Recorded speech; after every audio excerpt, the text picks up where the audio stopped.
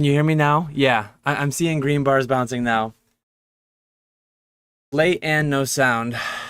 Gotta love it. Shout out to Poke Knowledge. I'm not gonna end and restart. That's just gonna be there. Maybe I'll if I think about it, which I probably won't think about it. I could clip off the first 30 seconds, but I'll probably just run it or minute, however long that was. Coming in late without audio. But yeah, just gonna be hanging out today. I think I had a I had a couple things I wanted to mention today. Nothing too drastic, but mainly just if you have questions, hit me with your questions. We'll do the normal Q&A, Pokemon, food, lawnmowers, whatever you guys want to talk about.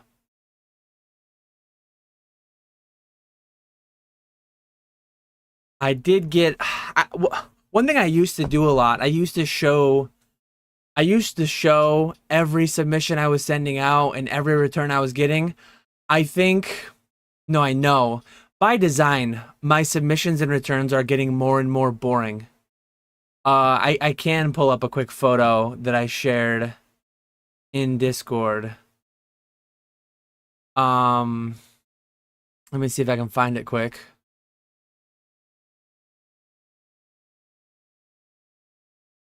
Let me see. I forget where I posted it now. Discord is so weird. Like, you go and you cross post, you post like the same thing in a few different Discords. It's just so weird how much overlap there is on the same people in different Discords. But if you want to reach this one, they're only in that one, and this person's in the other three, and kind of crazy. But yeah, let me show you. I had a CGC come back really recently. Nothing too shocking, nothing too hopefully this did turn out right. You can see my tape a little bit. But yeah, let me throw the image up here so you guys can see. Cards are already all listed, and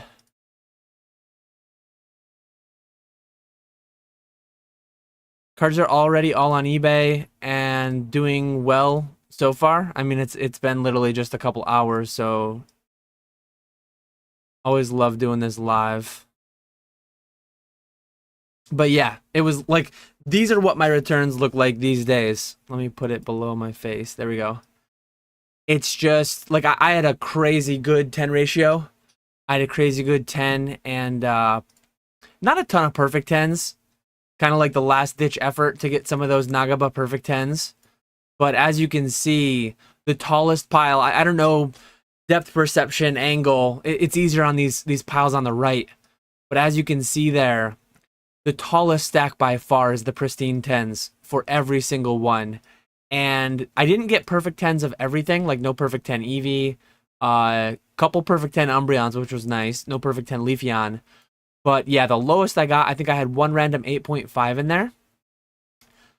I only had a small handful of 9s, very minimal 9.5s, massive amount of 10s. I don't know what the exact rates were, but to show, like, here I'm sending more Celebration Zards, here I'm getting back more Celebration Zards, hey, I'm sending out more.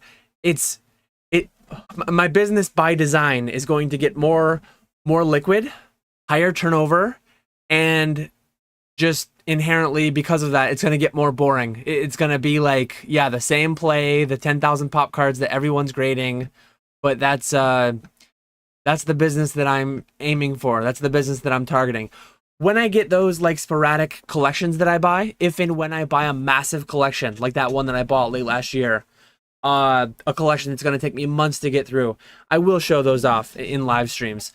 But as of right now, it's like the eBay vault, a lot of cool things passing through my hands on those consignments. That's the more exciting stuff. Like the consignments are the more exciting, fresh, seeing new things. That's why I kind of like running that. And then a little bit more boring with the like here's a stack of CGC cards that just came back to me too pretty recently. Just really cheap plastic. Let me remove that image. I did lose the chat for a little bit, so I'll catch up on the chat when I'm back, but like, this is what the market wants, and I'm here to supply it. They want their Charizards. More 9s than I would have liked to see. But yeah, I'm not going to show returns like this. I have had a couple people message me. What are you sending?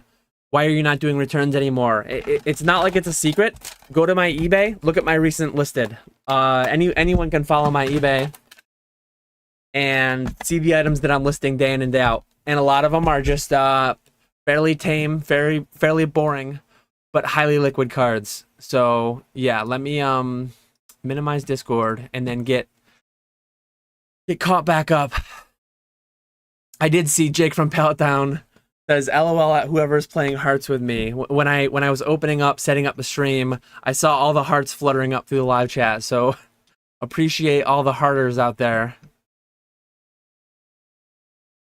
Retro says, oof, that's a lot of 9s. Most of the 9.5s already sold. It was funny. Like, you can see a couple of the 9.5 Sword Shield 260s, but a lot of the 9.5s of the other ones insta sold. I listed them. Someone bought them all out quickly.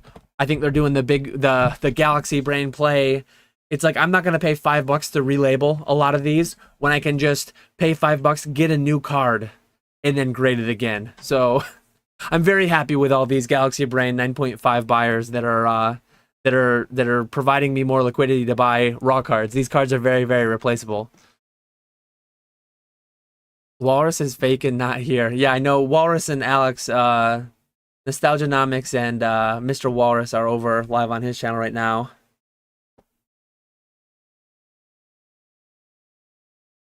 Hope you all are having a great day. Hope you are too, Jake from Palette. It's been a good day over here.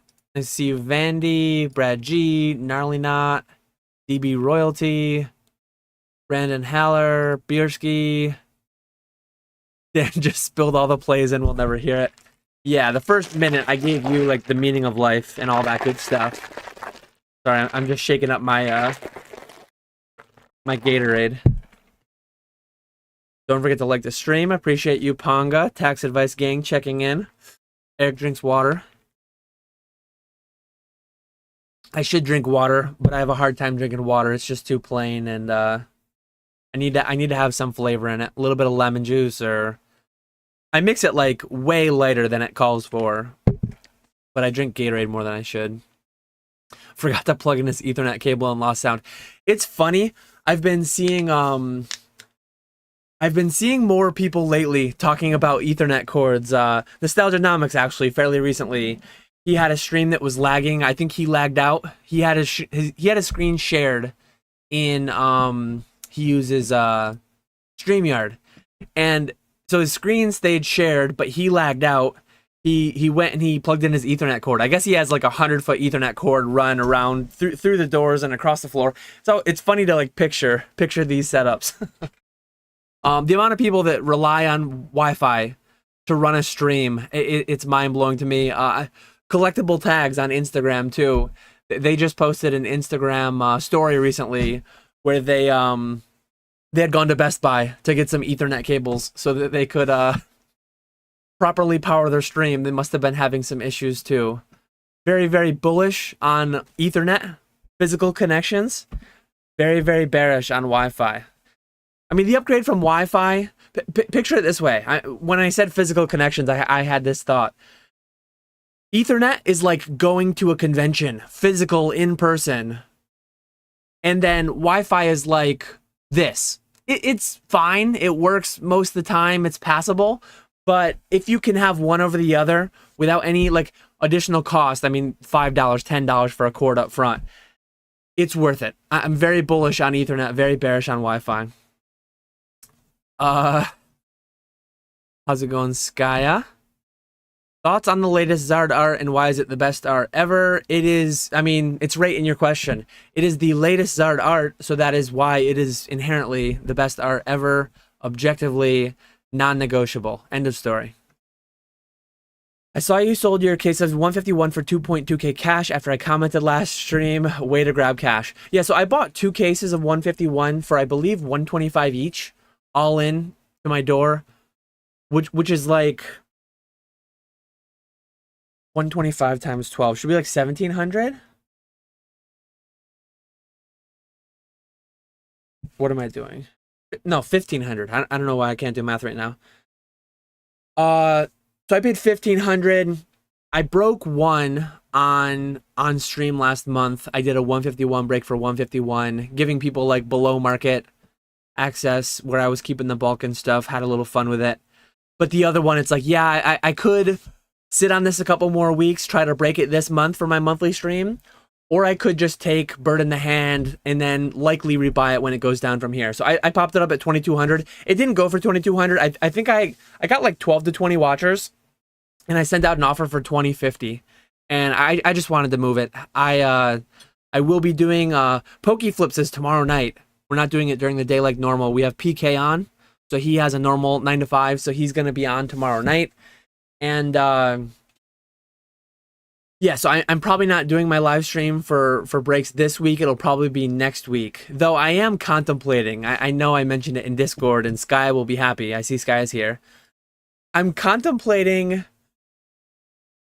I mentioned before that RuneScape won't become like a weekly thing or a monthly thing even, but I'm toying with the idea of every month I'll either do a box break or a RuneScape stream. 80% of the time, probably 3 out of 4 times, 4 out of 5 times, you'll be looking at a box break stream, but then randomly it'll be like a RuneScape stream thrown in instead. Maybe I'll do a box break stream and a RuneScape stream this month, but I'm kind of feeling like doing a RuneScape one sometime soon, just because I have a good Slayer task, and yeah, the last one was fun. We'll see what happens though. Yeah, there's a new in the shout out Pokenomics Patreon if you want in. There's a Discord. There's office hours every week. My office hours for this quarter, it's quarter 3 now. July 1st was quarter 3. I didn't do it for last week because it was July 4th. But my office hours are every Tuesday at 1 to 2 p.m. Eastern. Yesterday I ended up hanging out till like instead of 2, I was in there till like 3:30. If I'm doing something where I'm being productive enough, where like if I'm listing, if I'm taking photos especially, I can be productive enough in voice chat, so I'll just hang out for like bonus time.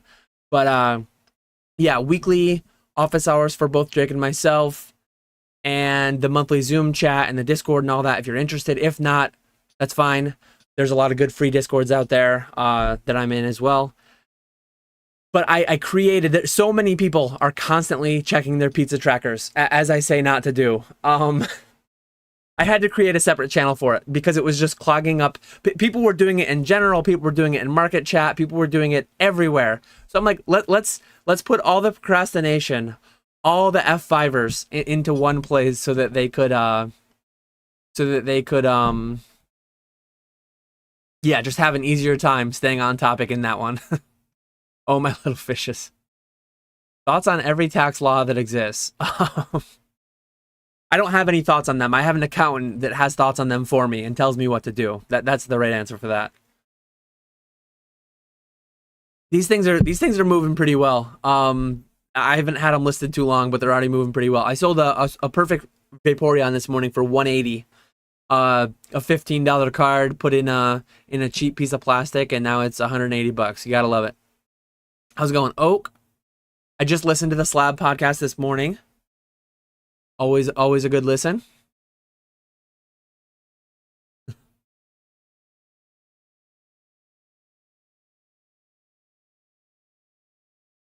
Do you find that the same buyers purchase the high turnover items, i.e. someone is buying the Celeb Zards and EV Nagabas? I don't pay too close of attention. Like, I'm shipping 20 or 25 items a day usually. I'm not super observant. I do know that eBay made it more visible recently. They have that, like, in green text, I believe it is, repeat buyer. I see the repeat buyer a lot, but I'm not like going in to see whether it's the same exact person. I know like MetaZoo is a lot more niche, so there are certain names of my MetaZoo buyers that I actually, speaking about it, I sold a Perfect 10 Sylveon Unagaba for 180 just now. But yeah, like right now, I printed and shipped labels just before this, so I think right before lunch, and then I actually went to the post office after lunch. But I have 8 orders today, and of them, let's see, 1, 2, 2 out of my 8. So 25% of my orders so far today are repeat buyers. Overall, I don't know what percent they are, but pretty common. There are times though where I'll have like a 10 quantity listing of a certain card, and instead of buying it like one a week or anything, they just buy all 10 at once. So the only times that I notice that people are buying a lot of one card is when I have a multi-stock listing, like these Charizards right here. I noticed it a lot the week of the CGC news. It's very common that people will come and buy like all of one card that I have listed at one time. That's why I like doing the multi-stock quantity cards. If they're cards that are hard to replace, I don't put all my quantity up at once, and I'm more likely to list them individually. But if they're cards like this, that I literally have like 50 of the sealed packs, I have hundreds of the sealed UPZs. So this is a very replaceable card. I think it's like a $10 card on TCG Player right now. So cards like that, I always throw up all my quantity. Some amount of people will worry, oh, what if the price goes up and they buy all mine? If the price goes up on this and they buy them all, I priced it to where I'm profiting. I'll just go buy more. And maybe the raw price went up and maybe the UPC went up. It's fine. Like, what if I miss out on a few dollars? I don't worry about that personally. Generally speaking, with cards like that, if and when the market moves and I make a bunch of sales, it's like, oh, dang, I sold a bunch of cards and I have more liquidity now. Kind of a weird thing to be. The market don't want them CGC9 junk slabs. I'm shipping them every day under my hey, Brad G Cards, big YouTuber. I seem to remember watching a video where you bought some of my my mystery slab lots on eBay. Those have been selling well. I don't know if it's because of the big Brad G Cards push through the video there, but yeah, those listings are selling really well. It's kind of I've talked about the whole money allergy thing. It's kind of a shame you can get people to buy like random things, but you can't get them to buy specific things. If one thing I'm toying with doing, I haven't done it yet, creating a CGC PSA BGS Mint 9 Charizard guaranteed. Like no matter what you get, it will be a Charizard. It will be like the non-hollows from Vivid Voltage or the cracked ice from Vivid Voltage, or it will be these, or it will be the Radiance from Crown Zenith. But my picture will denote that. My description will denote that there's no chance for an unlimited Charizard. There's no chance for a Legendary Collection Charizard. It will be like as straightforward as possible. And I do accept returns. That's one thing that I do on my mystery slab listings. I do accept returns for the increased algorithm push that gives.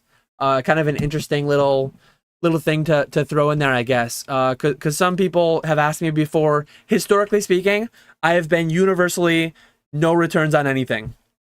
I've talked about this in Discord a little bit recently. We actually just talked about this in my office hours yesterday. But I do allow returns on some items now that I'm selling high quantity through because of the algorithm boost you get. I love selling 9s that have dents. Shout out Java Okuma. Thanks for the gifted memberships. I appreciate you. Smooth way to shill his eBay. Yeah, affiliate link below too. The best way to navigate to my eBay is not by typing into Google like eBay catch 'em all collectibles. The very best way, the fewest button clicks. I've got you in mind. Affiliate link conveniently below in the description. I may receive compensation if you were to purchase anything after clicking that link, but that is the like least effort way, the fewest amount of and the littlest amount of energy to expend to get to my great eBay listings over there. How's the first eBay vault consignment going, Dan? It's so the way that it works, it goes through authenticity guarantee, just like any card that you would buy that's over $250 that meets the threshold for authenticity guarantee. PSA is essentially serving as the middleman for that. They're the authenticators for that, which is funny because some of the cards are PSA. A lot of the cards are PSA, but some are BGS, some are CGC. But anyways, both have been authenticated already. So I did 2 submissions over the weekend. Well, I did 2 on Friday. I overnighted them. So anything that's that high value, I like to do expedited. They landed Saturday, and they've already been authenticated and shipped on to, I believe, Delaware is where the actual eBay vault is. So fully insured shipping from me to PSA, from PSA to the vault. They're being curated, whatever you want to call them. and I would expect sometime in the next week or two, potentially, who knows, like it could be. I always try to like not over promise, not over. I always try to under promise, over deliver. So I mentioned that it will be listed by the end of the calendar month. In reality, and I will mention it like next week if and when that time has come for that. In reality, I'm pretty optimistic that they could be listed as early as like next Wednesday. I'll be keeping a close eye on that. Did you see all the dance slander going on in Nostalgianomics live stream? I did not. Yeah, those monsters. I think his was originally scheduled for tomorrow, and then he saw, oh hey, Dan's going live at 3 o'clock on Wednesday. Why should we go live on Thursday when we can just go live half an hour before Dan and take all his viewers? I did see that. I did not tune into his live at all though, because I was at the post office. So yeah, right now we're sharing some viewers, which is fine. Everyone's got their own schedules. I'm sure that's the time that worked for them, and this is the time that works for me. So we'll share. Sharing is caring. Those EVs will fly at Collecticons. Absolutely. Especially the pricing I'll be able to offer. I'm sure the price will be down, generally speaking, on those between now and Collecticon. But I plan on having raw Nagabas. I plan on having graded Nagabas in every flavor. Like I don't know if PSA 1 should be back by then, but maybe not. I want deep quantity. I want deep quantity in all Gem Mint grades and up. Like obviously for PSA, that's just the Gem Mint 10, but I don't want deep quantity on PSA 9s. I want deep quantity of all 9 variants of EV Nagabas in PSA 10, CGC, old CGC 9.5, new CGC 10, I guess, Gem Mint 10, and then the Pristine 10. So I should have, that's like 45 listings, right? It's the BGS 10, BGS 10 Black Label. Actually, the BGS 9.5 as well as Gem Mint. So I should have 3 listings for each Nagaba from BGS. I should have 2 for each from CGC. I guess for a short time, it'll be like 5. It'll be the Perfects. It'll be old label, Perfects, Pristine 10s, Gem Mint 9.5s, and then it will be new label, Pristine 10s, and Gem Mint 10s. So yeah, for the interim, for the short term, I will have like, of every card that I'm grading, I will have like several SKUs of CGC variants, varieties. Whereas with PSA, it's just, you're only after 1 grade with PSA, and it's easy to get, thankfully. And then with BGS, it'll be like 2 or 3. I mean, ideally just 10s and 10s, but blue Gatorade is the best Gatorade, yellow trash. I think my least favorite distinctly are like red and orange. I'm not a big fan of either of those, but yellow and blue are my 2 favorite, I would say. Will I be attending any MetaZoo Tower events? I don't think I'll ever be able to go to like a standalone MetaZoo Tower. I don't know that there would be enough there for me, like enough business there for me to justify I don't play the game. So I doubt that I would be going to any standalone tower. They do and have had some tournaments aligned with Collecticons. That would be the ideal way to make it happen. I forget off the top of my head. I know MetaZoo has shifted around their tower schedule for this year a little bit, so I think one is in Long Beach, and I don't think any are at Charlotte or Houston, the 2 that I'm going to next. Houston is not 100%, but I've been saying it more and more, and I'm probably at like 80% for Houston.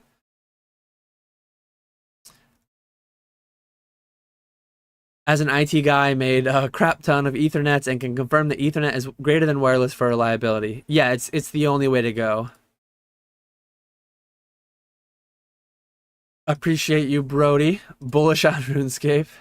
I actually, it was funny. Like, I had a very small amount of viewers relative to my normal Pokemon live, but those that watched really, really seemed to enjoy it. And I had a good time too. I very rarely do I have the time to sit down and play for an hour or more straight. I usually am playing on mobile for a few minutes here and there. I'll play like 10-15 minutes before bed sometimes to wind down. So to be able to hang out with a few people, I used to play with old coworkers, and I think they play periodically. It's just so hard to align our schedules. So if I can go live and I can have the live chat going, hang out with somebody, hang out with chat, have some beers. Someday though, I definitely want to be running like raids with some of the viewers. Hop into a Discord voice chat and then run some raids live on YouTube. That'd be awesome. I'm actively watching like the farmers and then Oda Block. Their hardcore group Ironman. Oh wow. That's crazy, Jade Rabbit. 415 days of playtime. Um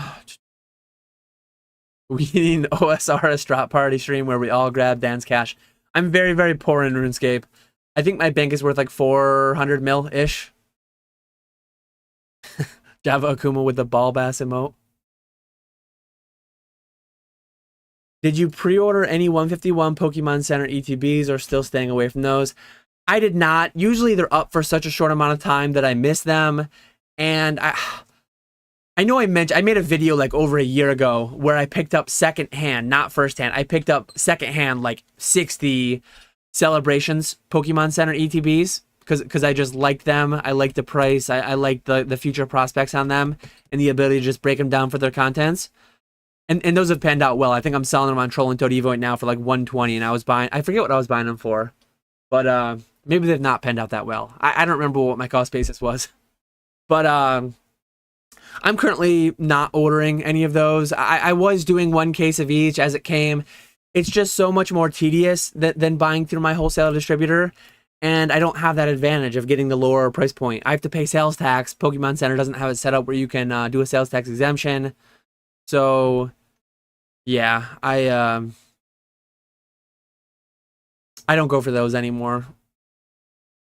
If and when a set came out that I like 151, I honestly probably should have. I really like the 151 set, but that would be more Collector Dan, and there's not much Collector Dan left at this point.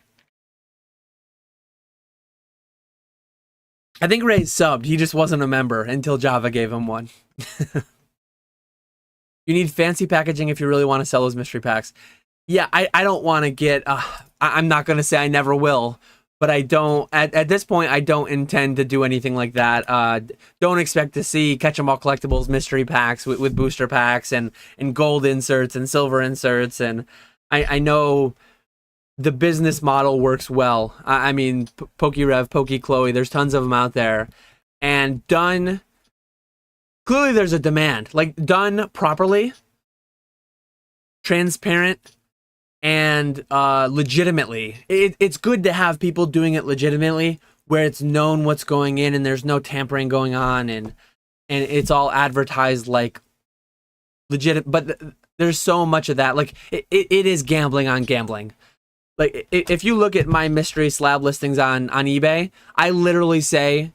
just as Rusty did in his, because I kind of copied his, that he mentioned in a video a long time ago. I say that you're not going to get a very expensive card. Like that's one thing, if I ever did, and I know Rusty has a listing like this. I think Rusty has a listing where you buy like 8 packs.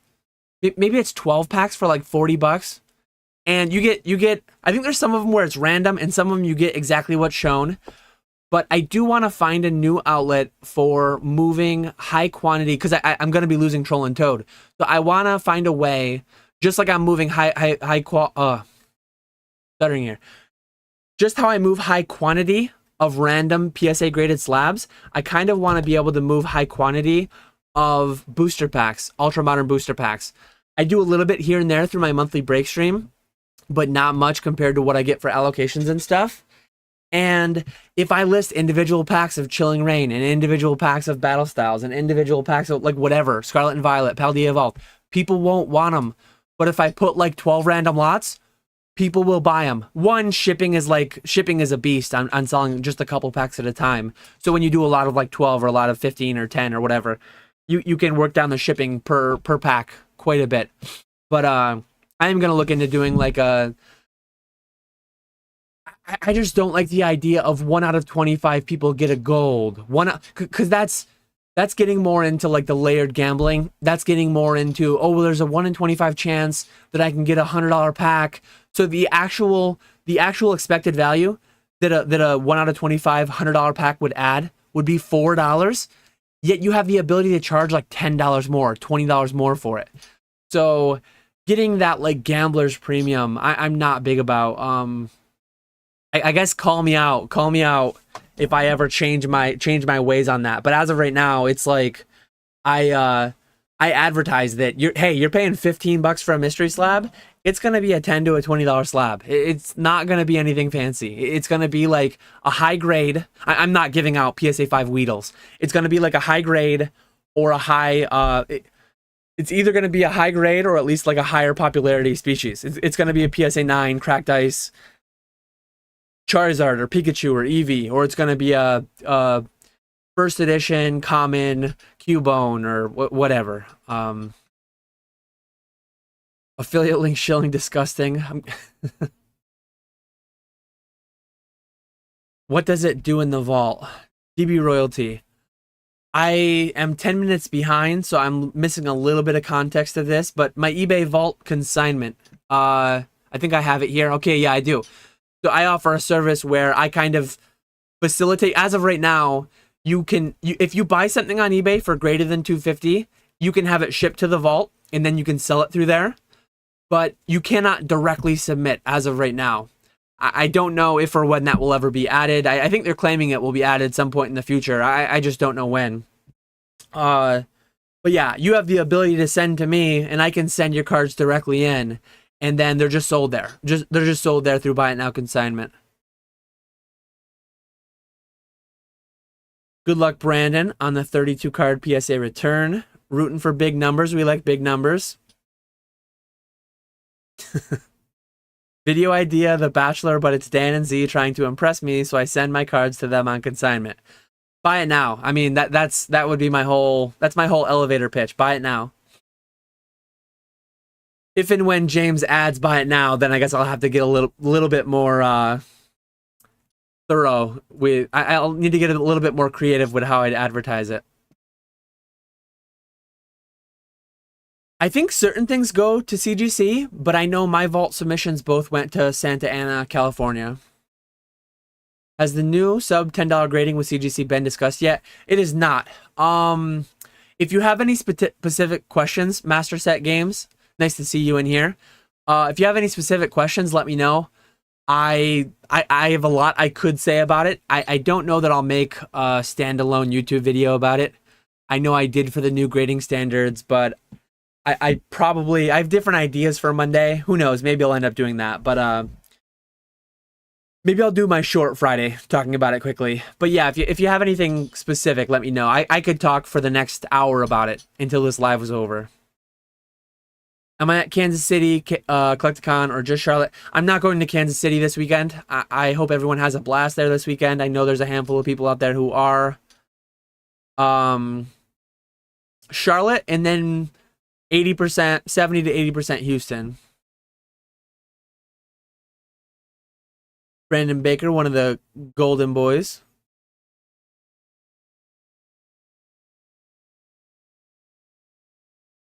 Lemon Lime number 1. Okay, so we're on the Gatorade talk.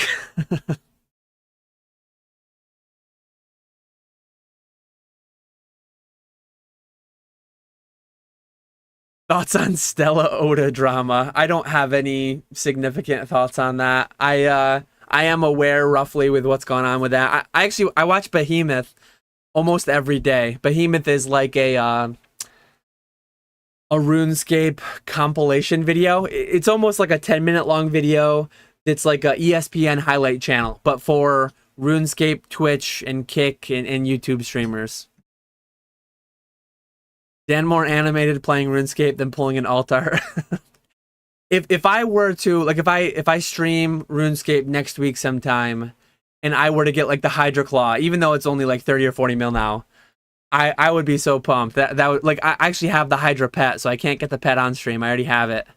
But yeah, we'll see the real reactions come out on RuneScape. RuneScape TCG would be legit. Imagine being able to pull like the same pull rates as in the game. So the Dragon Warhammer would be a 1 out of 5,000 packs, not 1 out of 5,000 cards, 1 out of 5,000 packs. Dragon Warhammer, and you could create a TCG where you've got to like pull, you got to get the items. I'm sure something could be done. something could be done with a RuneScape TCG for sure, and then have the items be, it's like a PvP type game, and you have to pull the items from packs, the armor from packs and stuff. There's something there. I don't know how. I'm not creative enough, but there's something there. With the Halloween cards coming out again this year, can you see PC doing this for more holidays in the future? I think they're also doing the Advent calendar again for Christmas. I think that was Pokemon Center exclusive last year, but I believe I have an ability to get it this year through my distributors. So yeah, for sure. There was a RuneScape TCG, or at least a lot of talk. I'll have to look into that because I'm gonna make a note to look into that after stream. I feel like it sounds familiar, but I think I only remember people like theorizing about it or fantasizing about it had there been one. I hate mystery packs, prefer to know what I'm getting. I don't like the idea of them either. I like the idea of just being able to list the item that I have and then have people buy that. But it's just the sad reality. If I have 100 slabs that would be priced between 15 and 20, instead of making 100 listings, I can make one listing and the sell-through on that listing will be 50 times what the individual 100 listings were for those specific slabs. And the crazy thing is, I'm selling these mystery slab lots. It's just like Google my eBay, affiliate link below. Search my eBay store for random Pokemon. And there's like 4 listings. Those things sell so much quicker. I literally went through, I sorted my store by low list, Pokemon, PSA, CGC, BGS. I delisted everything sub 25, I believe. Sub 22, 25, whatever the number was. And I put those 500 slabs, however many it was. I just put them all in these listings. And what used to sell to a week between those 200 listings, 500 listings, however many it was. I'm just making up numbers now. But I sell 5 of those a day. 20 some days. It's every day I'm shipping sales through those lots. Yeah, gross profit. I know you already bought my MZ bags. Let me know if you want to add a Headcaster promo to those bags. There's a price. Hit me up in DM somewhere. There's a price where I'd probably buy it. Question CGC 10 Dala, what we doing? I mean, I was grading with them. I don't know if anyone noticed, but I've been grading a little bit more with them the past like month or so. There are definitely plays with CGC, just given their turnaround time. Turnaround time has immense value. I have Nagabas to market right now that with PSA I won't have them to market for another couple months at best. So yeah, there was value there before when it was more expensive. And I guess I'll say it, like it shouldn't come as a surprise to many people, maybe nobody. But publicly the rate was 15 before. There were people paying less. Now the rate publicly is 12, and then I believe with the elite membership it's 960. So whether it's PSA, whether it's CGC, whether it's BGS, whatever it is, and I've talked about this before. One thing I'm trying to do with my business, I'm trying to get bigger to the point where I can have lower costs through my distributors, lower costs through grading, higher prices realized due to the brand, whatever, and then lower fees with the selling platforms. So yeah, with CGC, even though the public price was 15, there were people paying a fair bit less than that. Now that the prices are a fair bit lower, I don't know how that dynamic will change. I don't know if bigger contracted people will get even lower rates now because the public went down, or I don't know exactly how that will all work. But yeah, whatever public pricing you see on most things, there's always people paying a little bit less than that somewhere. Almost always. But yeah, 960 per card. I fully expect the CGC turnaround time to go up, but how much, I don't know. I did mention, I forget if it was in a live or if it was in office hours. I wish they didn't go so low so soon, because right now, one thing that they're gonna do is they're gonna say like, oh wow, this new label is really panning out. It's really, our demand is up so much. Well, you've changed 2 variables, and now it's gonna be kind of obscured or obfuscated, as I like to say, Are the new higher rate of submissions more to do with the new label or the lower pricing? I think mostly the latter, but we'll never know now. CGC will never know. We'll look at the gem rate numbers. We'll look at the CG.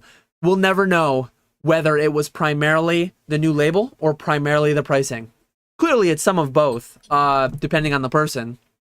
But yeah, that's just my thoughts. 960 though, I'm sending steady state moving forward. I'm probably sending at least 100 a month to BGS, probably at least 200 or 300 to PSA, and then at least 100 to 200 to CGC as well.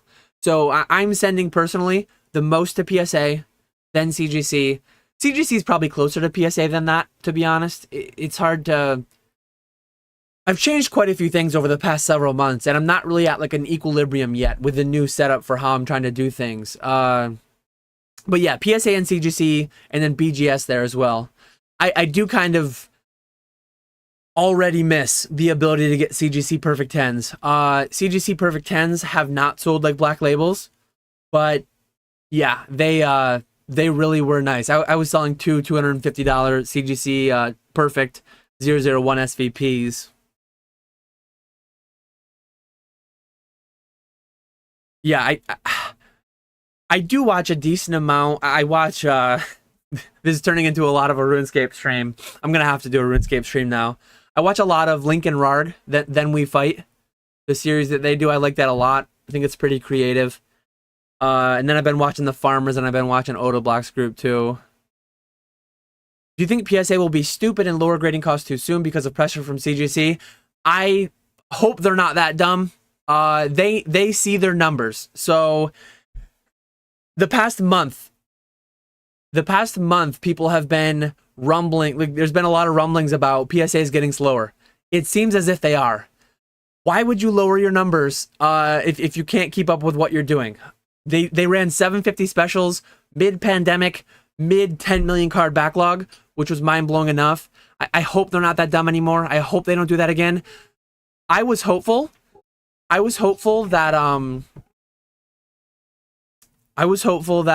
CGC would not go so low so soon. And I think CGC, one risk that they run, they're already having a hard time keeping up with pricing of PSA. And when you create super quick, super cheap grading, that just makes the race to the bottom even quicker. And I worry that CGC prices will suffer even more. One, the Perfect 10 Moonshot is gone.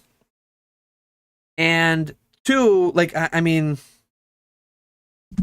we'll have to see where it goes. But cheaper grading, presumably the turnaround time will go up. So maybe those two things will balance themselves.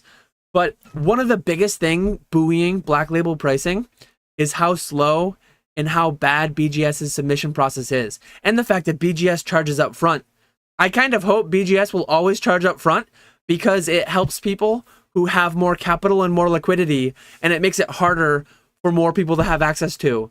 So BGS charging in full up front and taking 3 months will just inherently keep certain people from submitting to them, and it makes me have less competition. It's kind of a thing that some people probably won't like hearing, but obviously I like the prospects of selling cards for more money. And anything these companies do to make their cards potentially sell for less money, I'm not as big of a fan of.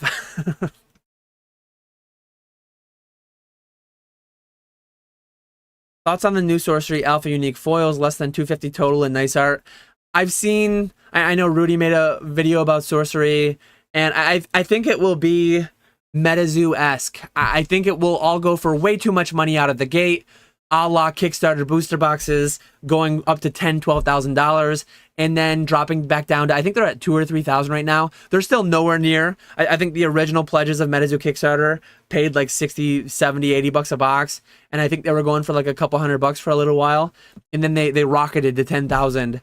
And so yeah, I think it will be MetaZoo-esque. I think it will be rocket emojis to the moon, everyone making tons of money, and then a lot of people will get burned. But whether or not it will be MetaZoo-esque in that it will continue to exist 3 years later, that I have no idea. I don't know anything about it. And some people will hear that and think like, oh, he said something negative about MetaZoo, blah, blah, blah, whatever. I think MetaZoo's like killing it right now. They had their little, I mean, Pokemon did that. Pokemon did that. They came out of the gates, they went nuts, went crazy.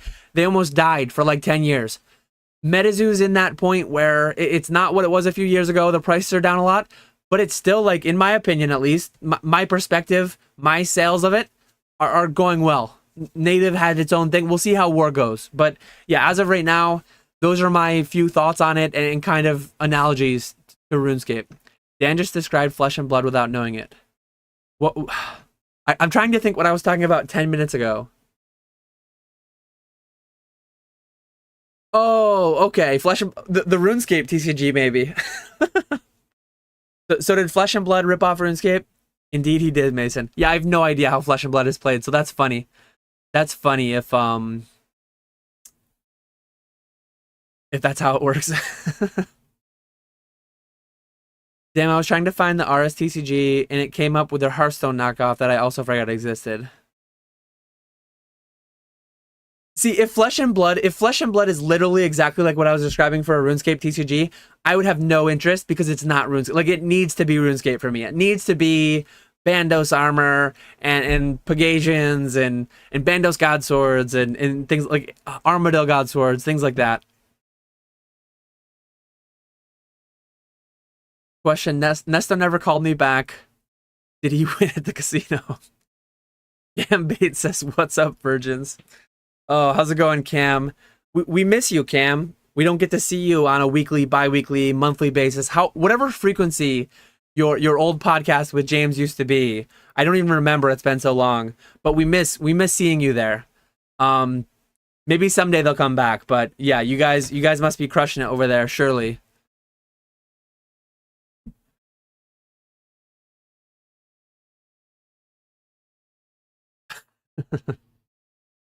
Cam is an international sensation. One of my favorite micro influencers or nano influencers. I forget. Dan, I like BGS because rich should get richer, poor people get wrecked.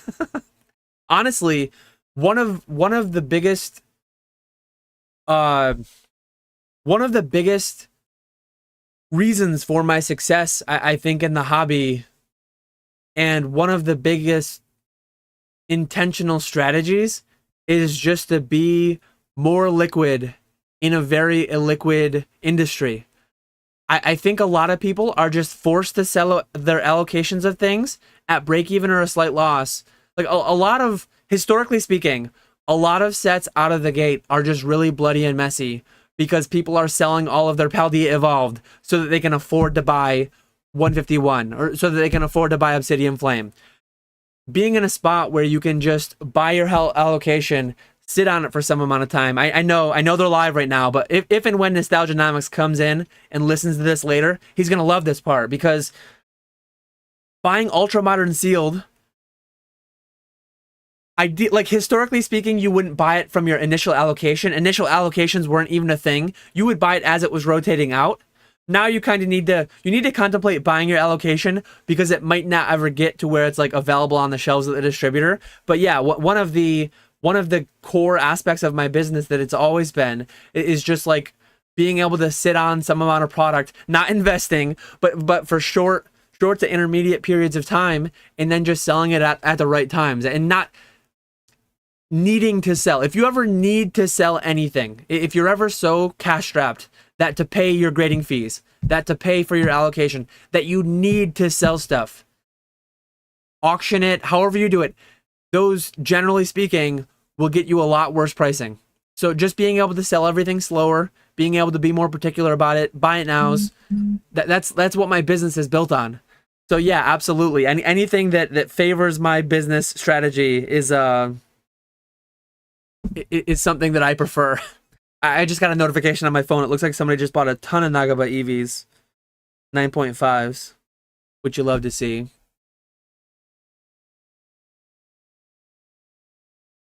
Do they actually care about what the cause of the increased demand is, though, as long as the number gets bigger? Yeah, I don't know. How's it going, Pokemon Classics? Nice to see you. Hope you're enjoying your summer break. After this live is over, you'll have some time. Go check out Classic's video. He did a nice video on some of the deals out there for Pokemon on Amazon Prime Day. We had Prime Day yesterday. We had Prime Day today. So yeah, if you finish this live till 4:30 p.m. Eastern with me, you should be able to watch his video immediately after, and then you'll have several hours still to figure out what you want to buy through Amazon Prime Day. The game did change a lot, Java. Yeah, like when I originally played, it was like the Santa hat, Halloween mask days. I was buying and selling unid, unidentified herbs. I was selling rune armor sets, and people were trimming armor on every corner. It did change a lot, though. It's funny because Old School RuneScape was like a rehashing, a re-release of the 2007 version of the game. But then it's had several years of updates since, so they've added tons of new content to it. I've never done on-site grading at conventions. I don't really have any plans to. I don't personally understand the allure that much. I think the allure primarily comes into people who are like so afraid of mailing stuff. And I just mail so much stuff all the time, and I have a very high, very good insurance policy. I'm actually going to touch on one of the points that I meant to mention because a big weight was lifted off my shoulders recently. Very, very few people will probably remember me even mentioning it. But late last year, I had a consignor's inbound package get lost. Not worse than getting lost, it was lost for a month. I opened an insurance claim, and when the insurance claim was about to pay out, it got marked delivered. So then naturally the insurance company was like, why are we going to pay you out? It's delivered. It never came. I have cameras, and it never came. I opened police report. I had to talk to multiple police departments to find out who had the jurisdiction, whatever. And just yesterday, I deposited the check and paid out the consignor. I am insured. I always mention it with all my consignment videos. I'm insured inbound and outbound for all shipments, as long as you put signature on it, for a very high limit. This was a 5-figure insurance payout. Very, very unfortunate situation, but it was tied up in like the legal system because they were investigating it. The card, like very, very short.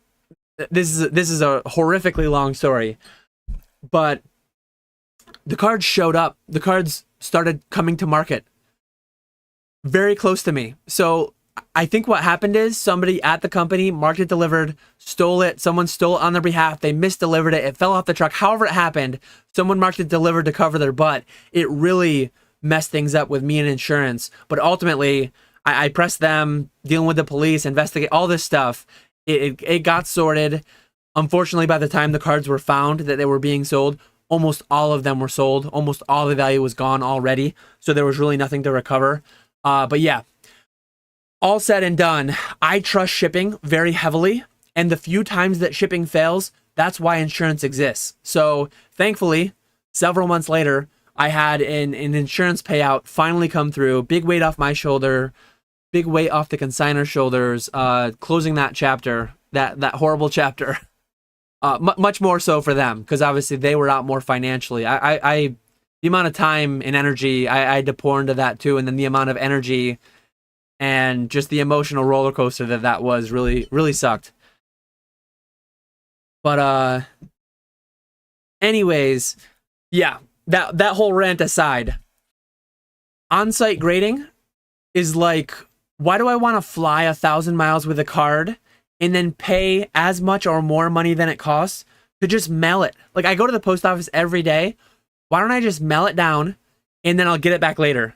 I don't want to physically have to have it in hand and then worry about like waiting in a line, dropping it off, waiting in a line to pick it up. Like, I just want to ship it and have it land at my P.O. box some amount of time later. It is so unattractive, unappealing to me. The only way I could think of it being positive, like, I can't even hardly think of a positive. Because if I get something signed on, like say I have something I'm getting signed. I'm not a signing type guy, but say I was. If I went to an event and got something signed and then immediately could just submit it, I guess there's a benefit to that because I already have it there. But me personally, like, one, I don't do signing, so I don't that's not me. The other is like I could just take it home and send it in and get it later and not have to wait in the lines again and not have to pay more money, because usually they're more money, I think. Makes sense because they have a very small amount of supply when they can only get through the amount of cards they can get through in a day or in a weekend, whatever.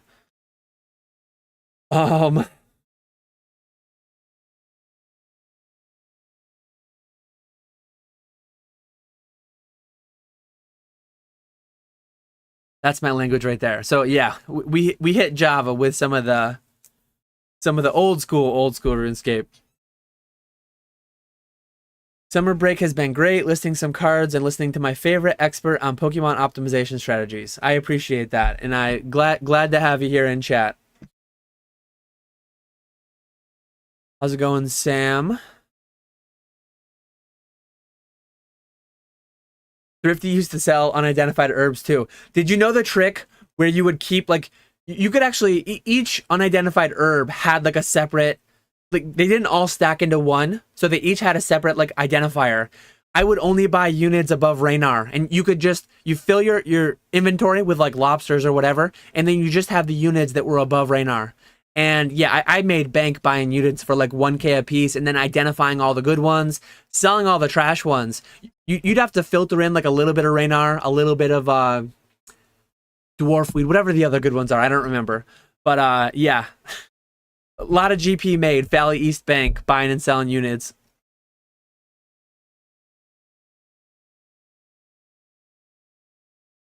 Yeah, insurance payouts are never the route you want to have to take at all.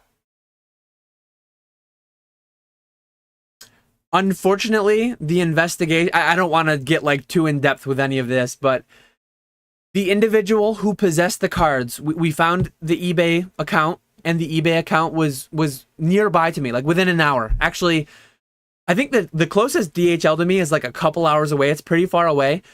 The location of the items being sold on eBay were like halfway between me and DHL. So it's fairly likely that they could have just been stolen off the truck. And then a DHL person panicked and maybe just marked it as delivered. I don't know how it got marked as delivered.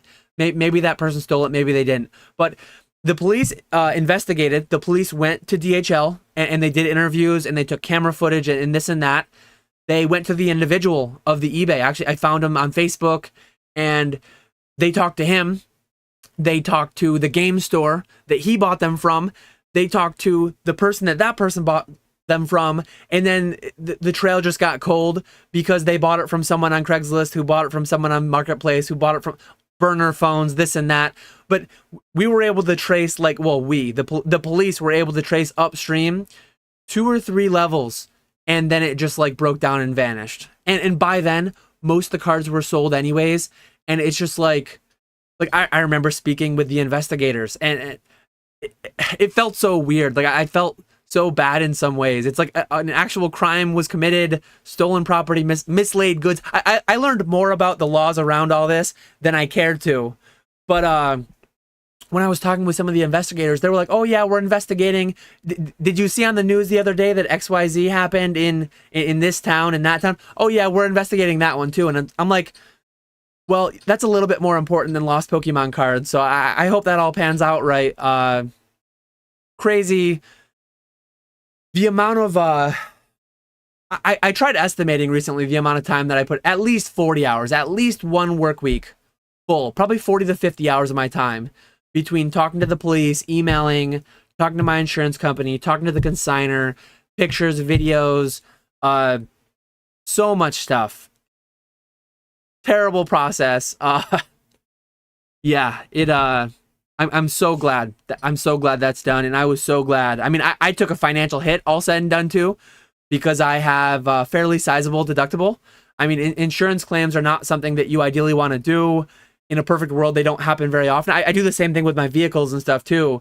I try to optimize. Like, hey, what is my premium if my deductible is this? What is my premium if my deductible is that? Well, again, getting way too into the weeds, way too into the details, but I did lower my deductible slightly after that because I lost 50 hours. The consignor lost some money because they also sent me raw cards that had we graded them, we saw what they ultimately graded because we saw the guy that bought the raw, and we found out what he graded with BGS, what he graded with PSA. He was primarily a Magic guy, but so the guy didn't get as much money as he could have if we had graded and sold those cards and paid my consignment fees. I made no money. I actually lost money because I had to pay my deductible and I had to pay out my guy the full amount that it was insured for, because my deductible is not my consignor's problems. If and when there's ever a claim, hopefully there never is, but if and when there's ever a claim, my deductible is my deductible, right? I have to pay that, and then I pay out the consigner. So I lost a lot of money. I lost a lot of time, and I know the consigner lost sleep in the meantime too. And there might have been a night or two that were more stressful than others, and I probably lost a little bit of sleep over the past several months too. But no, Retro says, so did the thief get busted or what? They went multiple levels upstream, and it led with like a Facebook account that had been deleted and a burner phone number that was no longer in service. So they traced it to the guy that had him on eBay. By the time we found him, by the time the police investigated, got to them, they were all sold. And he had bought some of it from like a game store who had bought it from somebody, they traced it up so many levels. Or I don't think he bought it from a game store. I think he met the guy through a game store, because there's a local game store near him that deals with primarily Magic but not Pokemon. So they funneled this guy to the guy. Too many things to get too deep into. Anyways, they investigated what they could. They found multiple layers, and all the stories checked out. No one had a criminal record. Like if the first guy, in a perfect world, the first guy would have been like the dirtbag that stole him, and he would have been busted. Insurance would have paid out some. We would have recovered some cards. But unfortunately, like, the guy who ultimately had them was a good guy, just doing his thing. Like, imagine today. Imagine when this live ends, you get a phone call from the police. You get a knock on the door from the police. Hey, did you buy some Pokemon cards that include this cert number? This, because we had cert numbers. They were graded cards. So imagine you get a knock on your door from the police. 6 months ago, you bought a collection. Or 8 months ago, you may have bought a collection with these cert numbers. 90% of them are already sold. 95% of the raw ones are already graded and sold. Would you have records of who you bought it from? Would you have the phone numbers? Would you have the Instagram messages, the Facebook messages? This guy did. This guy actually kept meticulous records. He seemed like a straight shooter, no police record, anything like that. He gave all his info to the police, as I would if the police were to ever contact me. And then they went to the next guy, and the next guy had the same thing. The next guy had some amount of records, and the guy after that was like a ghost. The guy after that was burner Facebook, burner email, burner whatever it was, burner accounts all deleted. So yeah, that's where it ended. I mean, the police did a great job, in my opinion. Like, I was very happy. I was very happy with what they did. I was unhappy with the delay of the insurance company, but they wanted to see certain things. Like, I understood their perspective on why they wanted to hold out on paying out. So ultimately, I'm going to start saying ultimately instead of at the end of the day, because it's the same meaning, but it's a lot more efficient, and I won't get memed on so hard. So ultimately, that story's closed now. That's done and over with. The payout has gone on to the consigner, and yeah, that's how it's all to be by design. The cards have been dispersed amongst dozens of people, hundreds of people, however many. There's nothing further to be done. WTF is this story? How is he getting paid out? LMAO, like, track the money, not that hard. Yeah, track cash. Yeah, just go and track $100 bills.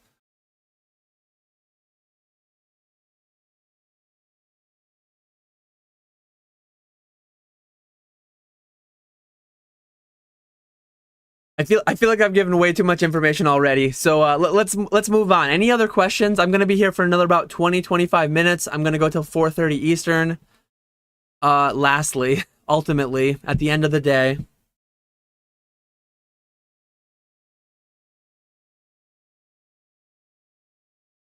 let me see if I missed any other.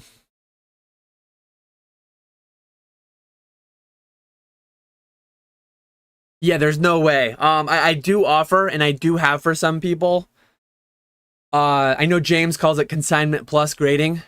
I offer grading at the same rates PSA does. Once grading is done, I will do no tracker checks for you. Once grading is done and the cards are returned, I will add them to our shared sheet, and I will tell you the grades, and we will determine pricing. and then they will be subsequently sold via buy it now. There will be no tracker checking though. When it's all said and done.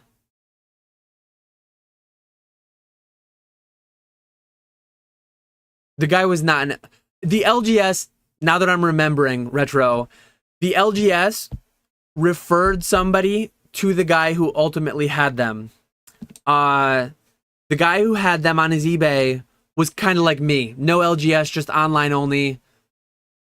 He bought it off somebody who was referred to him by the LGS because he had a relationship with an LGS. The LGS didn't want the Pokemon collection, so he passed it along to this guy. This guy bought it for cash from the guy who bought it for cash from another guy who bought it like however many stages. If people were lying, no one that the police interviewed had records. So maybe it was their first time. Who knows? Who cares? Who knows? It's over and done. I'm not caring or worrying about it anymore. So YouTube chat doesn't need to care or worry about it anymore either. Thoughts on buying 9s for raw card price all day on eBay nowadays? I think that's a big trap in some instances. Like if you're buying PSA 9 001 SVPs for raw price, Pokemon is so illogical in so many ways that premiums will be given to massive failures. Like when you have a card that has an 80-90% PSA 10 rate, 9s should sell for less than raw because they're failures. Like when almost every card grades a PSA 10, here's a good rant to pivot us away from the whole insurance payout thing. When so many cards, when the majority of cards graded hit 10s, 9s should, and I know saying should, the market doesn't care, blah, blah, blah. These all should be worth 0. They're all worth nothing. It's dumb. It's a dumb conversation to have anyways, but there are times where it's good value, but there are times where, in my opinion, it's a trap. If you're buying a WotC card, a WotC Holo that you can't buy readily, Mint Plus, Pack Fresh, whatever, yes, it's better value. If you're buying a mass-produced 2 million copies, I mean, this one is hard to grade, so maybe this one's not a good example. But if you're buying like a million copy, 90% PSA 10s, 10% PSA 9s, that card should be less. Like, the plastic has no value in and of itself. The Pokemon market today attributes value to the plastic, but in my opinion, it shouldn't. A lot of cards should lose money being graded, but somehow we're still at a point where they don't. Yeah.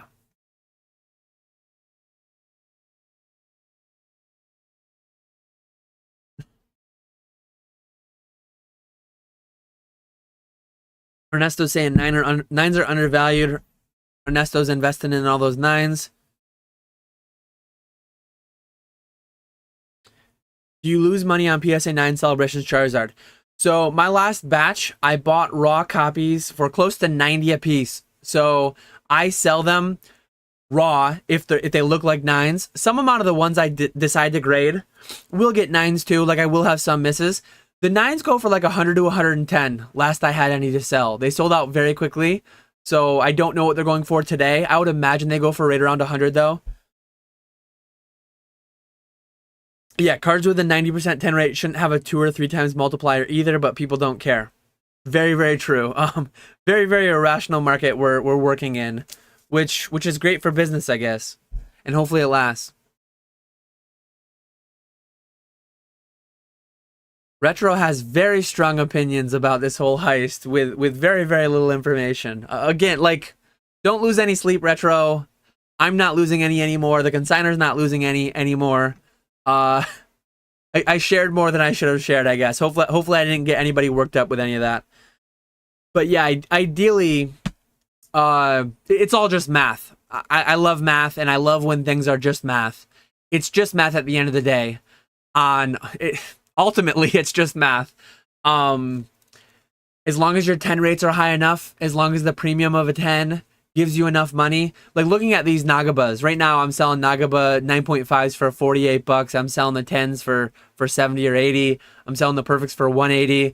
The math is like, man, these things are killing it. These things are absolutely killing it right now. more so than they should be. I'm sure the margins will work down as time goes on, as they normally do. But look at some cards. Look at 001 SVP and PSA 10 right now. It's on the way up. Look at the sealed 001 SVP. It's on the way up. It's absolutely mind-blowing, the depth of this Pokemon market we're in and the liquidity and how deep some of the, like, I've made the jokes, the higher pop, the better. These plays are like panning out better than I would have ever hoped or expected. Oh, man. Math, math, math, math. We love math. One thing I did want, now that we're winding down here, I'm fully caught up with chat. If anyone has any other questions, I will answer them as long as they're not about the insurance claim. But that puts PSA as a brand to be tens or bust. If PSA raises their grading standards, the PSA ban will tank. Yeah, like PSA is the easy grader. I hope they stay the easy grader forever. They're great for like vintage. They're great for older cards, and I think this is for sports and non-sports alike. They're great for cards where, like, if you want to get a top 10% example, the PSA 10 is achievable, but they will distinguish the top 10% of an older card, of a mid-era card. But when you're talking about an ultra-modern card or a Japanese card that grades 90% PSA 10, it doesn't do anything. It doesn't distinguish anything. Yet people still pay a premium. Like, that is where the black label, like, in my mind, and I know it's such a dumb thought experiment. It's such a dumb conversation to even have, but I'm going to have it. In my mind, in my rational, logical mind, a black label 001 SVP should be like $100. Say sealed is 30. I don't know what sealed is exactly, but I just bought a bunch for like 25. I think they're closer to 30 if you buy one off on eBay. A $30 sealed copy, a 9 should be like 20 or 25. Like 9, maybe 30, I guess. Maybe 30, because there's so few PSA 9s out there that they should, like 30 to 35, whatever for a 9, that's fine. A 10 should be like 40, because there's just so many. I don't know why there's so much demand for them. Just buy them raw. Just buy them sealed. I guess you don't buy them sealed and grade them because the grading's 15. A black label should be like $100, but somehow the 10 is like 70. The PSA 10. I don't know what PSA 9s are, but probably too much. And then the black labels are like $300 to $400, and CGC Perfect 10s are $250, and CGC. It's so crazy. It's so crazy. Do I consider Sun and Moon sets overprinted? I don't consider Scarlet and Violet and Sword and Shield overprinted. I mean, they printed 9.7 billion cards, and a lot of the boxes aren't even very available. Not as available as they were historically. It's not enough printing until it's too much, and then it's too much. The market could change drastically in the next 6 months to a year, and then I could change. My answer today is that Sun and Moon was not overprinted, but in a year, if the market just drastically changes and things just flood out from places that we didn't know they were, then yeah, it could have been too much in hindsight. But as of today, like, Sun and Moon does not seem to have been overprinted, nor does Sword and Shield. And say you had a very large unexpected expense that left you broken in debt. How would you come back? Would you stop buying and work only on backlog, or find ways to buy stuff and make plays? You just have to increase your threshold. So I always say, like, don't go broke on good deals to the extent to where you might miss a great deal. So the lower liquidity I have, the higher I increase my bar. Or, like, I will only buy it if it's this good. Like, that's one thing I never there are some people that just say they're always buying collections for 75%. Always buying collections. Maybe they just found the equilibrium number where they don't get inundated, it's just like I've never, like, if I was broke, I would be buying collections at 30%. If I was super liquid and had no inventory, starved for inventory, I would buy collections for 80%. It's all very dynamic based on cash flow and things like that. So the more liquid I am with less inventory, that's when you want to sell me your collection. Because I would likely pay a higher percentage. I would likely pay more. The only reason I would be so liquid and have such little inventory, I guess it would be when prices were crazy. Like in 2020, I was very liquid. I sold a bunch of stuff and I had very little inventory because the price is 10x and everything sold. So I wasn't buying collections then, really, though, because people were asking absurd prices because absurd things were happening. So the time that I would pay you the highest percent, I just won't be buying. I'll turn off my buy list because the prices are absurd. But yeah, if I'm super illiquid and have way too much inventory, then I'll pay less. Just pay, like, offer less. You'll still buy some amount of things. Like, that's just something that's always dynamic.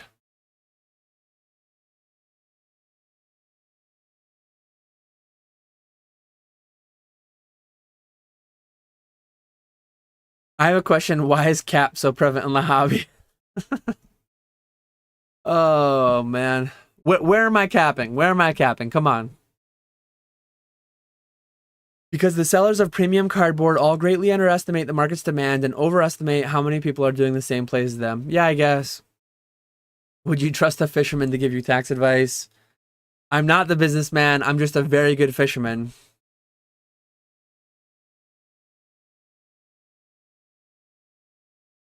Newsflash, not all modern cards are 10s out of pack. In fact, most aren't. I mean, depending on the set, many are, but most would be greater than 50%. It's hard to say.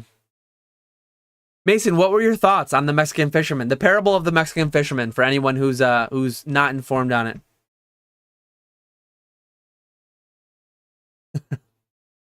Basic passes up on open layups for contested 3-pointers. Bigger numbers. There is I know Retro loves his Daily Refinement. I do listen to a lot of Daily Refinement myself. There's a lot of conversation in that space about, should I buy $10 profit items, $20 profit items? Should I only buy $50, $100 profit items? We have this different dynamic in cards compared to clothing, where they buy an item knowing what it's going to be sold for. We buy 100 of an item knowing that some portion will grade the right number. Like, we have grading. Grading throws a wrench into the mix. Grading makes it so, like, you're just always going to have some amount of junk you need to get rid of. You're going to have the misses. You buy 100 of a promo, you grade them, and 70 get 10s and 30 get 9s. You bulk off your 9s and you make the money on the 10s, or black labels, or however you do it, depending on who you're grading with. But as far as like collections go and things like that, the number that you pay, the percentage, you can't just buy everything that will make you money. You cannot just buy every good deal, because you will go broke. You will go broke today. Like, if you have $1 million a day, $1 million a day is crazy. If you have, let's do something semi-realistic. If you have $1 million a year, if you have $80,000 a month, which is like, let's round it up to $3,000 a day. If you have $3,000 a day to spend on Pokemon, you can easily spend that. I mean, that's less than I spent last year on Pokemon. You can easily go broke with $3,000 a day cash flow, buying everything you can make money on. Oh, well, hey, that's only $10. I know I can sell it for 20, eBay fees, blah, blah. You need to set a number. You need to figure out how many cards you can process and sell an hour. Figure out how many slabs you can ship a day.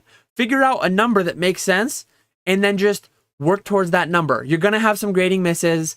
It's going to be a little bit more complex, because like, we just don't know immediately what we're going to sell it for. We have to wait for PSA, BGS, CGC, and then we have to like listen to the market, let the market tell us what they're going for. So we have that like additional difficulty on the front end of not knowing exactly what we're going to sell it for. But yeah, when I listen to some of those people on Daily Refinement and the volumes they're moving through, shirts and jeans and having to clean things, and it's like, man, I hope they never find out about cardboard, because yeah, I mean, I think it's fairly obvious.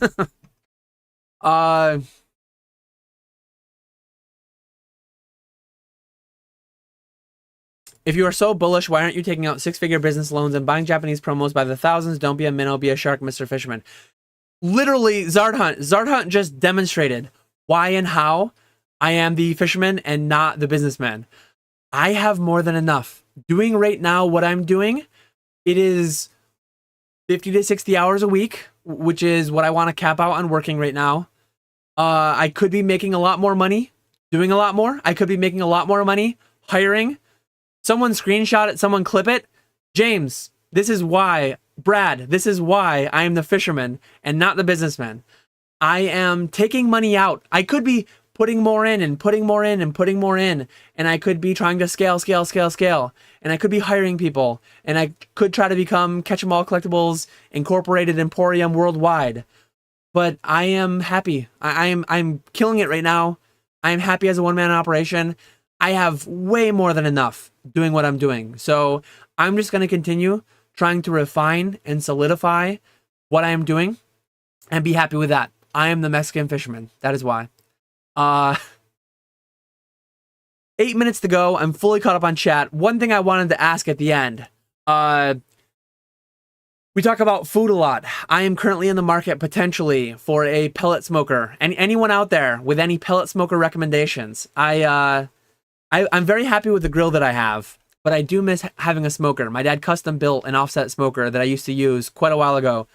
20 years old at this point. The thing's like rotted out, and it's just a lot to run an offset smoker with like hickory, like actual wood that you've gotta have a couple quarter wood kicking around. You've got to chop it. You've got to feed the smoker all day long for 8, 10, 12 hours, depending on what you're smoking.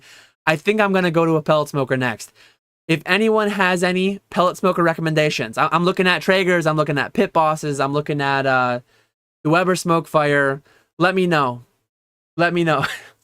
Catch 'em All Collectibles Incorporated Emporium Worldwide. That has a good ring to it. I'm already Catch 'em All Collectibles Incorporated. If I were the businessman, I would be looking to add Emporium. I mean, wink, wink, nod, nod. We know the reference there, worldwide. But I'm not. I'm happy staying Catch 'em All Collectibles Incorporated. Incorporated solely for the reason of my accountant suggesting that. Shout out to accountants. Shout out to consulting professionals. But yeah, let me know. Let me know if anyone has any pellet smoker recommendations. Let me verify. I'm not going to shout out the wrong person. I'm 95% sure I have the right name. But yeah, shout out Brandon's. Shout out Brandon's in Discord. Month or two ago, I forget when it was. We were talking about like bounce houses. Talking about getting my kids like a water slide bounce house type thing, and he DM'd me some information about the one that he had bought, and I ultimately went with one on Amazon. But yeah, it's cool to be able to reach out and kind of crowdsource some reviews if anyone has firsthand information on a pellet smoker. Probably gonna be buying one in the next couple of weeks. So let me get rid of Discord and go back to my chat.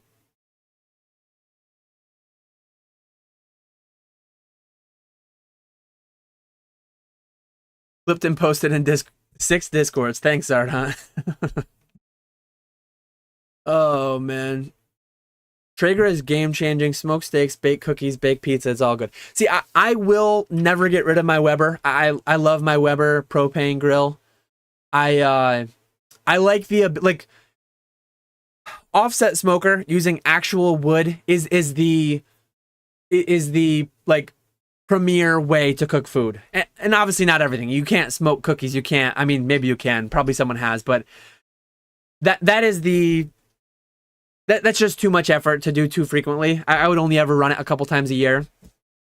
But my grill is great for just running out, grilling a steak in 20, 30 minutes, grilling some chicken, 30, 45 minutes, whatever. But I want to be able to do like a brisket. And you can do, like I can do a brisket on my grill. You just don't get the smoke flavor. I miss the smoke flavor. But I don't really need a smoker, a pellet smoker that grills. Like a lot of the selling points of a lot of the pellet smokers is that they grill also. I'm going to keep my Weber. I have a Weber Genesis that I love. So I'm going to keep that for grilling. Burgers, hot dogs, whatever. Like some people, when I have parties, they don't like smoked meat. So I'll have burger, hot dogs, veggies, whatever on the grill.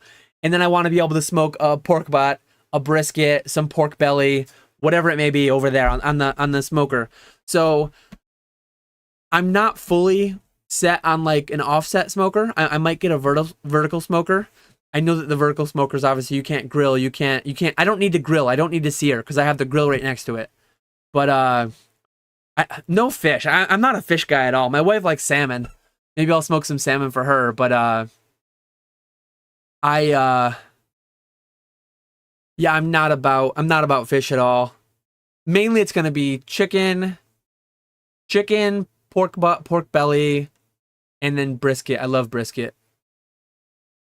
Blackstone grills are the only way. You're talking a flat top grill versus I'm talking smoker over here. Try to do a good brisket. Do some good ribs on a Blackstone and let me know how those turn out. What are we even talking about? I came here to make a bunch of money. What the hell is this?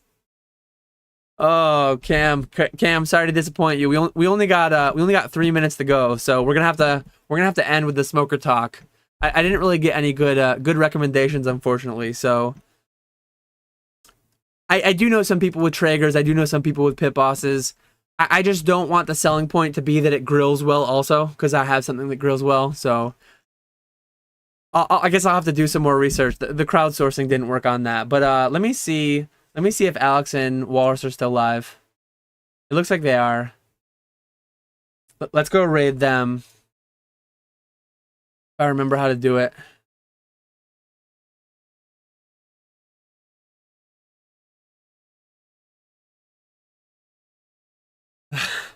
I do not care about how you like searing meats. Tell me how to make some money.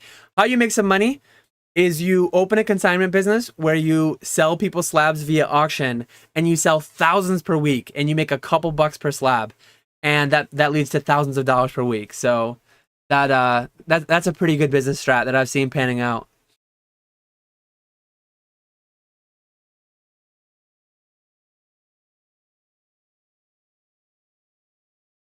I'm gonna try to go in and do the redirect where you'll automatically be redirected without having to click over. There it is. So when I end, you will be automatically redirected over to Alex and Walrus. Thrifty's out of units, so she's not smoking anything. Oh man, that's funny. But yeah, I'm gonna wrap up there. We're a minute or two shy of 4:30, but I think the I think we've exhausted the Pokemon conversation for today, and no one was feeling the smoker talk. So yeah, I will catch people hopefully tomorrow night. Tomorrow night we will have PK on PokeFlips podcast, 8:30 p.m. Eastern. Once I get the thumbnail, I will schedule that. I'll schedule that either tonight or tomorrow. Hopefully, I'll be pre-recording with Nick the premiere sometime tonight. Hopefully. So yeah, I will. I'll hopefully see a bunch of you guys tomorrow in chat in PokeFlips. So I appreciate you all.